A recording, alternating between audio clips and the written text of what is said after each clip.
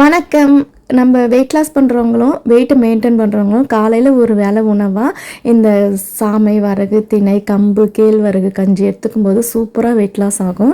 உடம்புக்குமே ரொம்ப நல்லது. இன்றைக்கி கம்பு மாவில் கஞ்சி செய்துட்டு அதில் வெங்காயம், அப்புறம் தயிர், உப்பு சேர்த்து நல்லா மிக்ஸ் பண்ணி விட்டுட்டு ஆறின பிறகு கட்டி ஆயிடுச்சு. அதனால் கொஞ்சம் தண்ணி சேர்த்து நல்லா மிக்ஸ் பண்ணி எல்லாருக்குமே காலைல பிரேக்ஃபாஸ்ட் இன்றைக்கி இந்த கம்பு கூழ் தான்.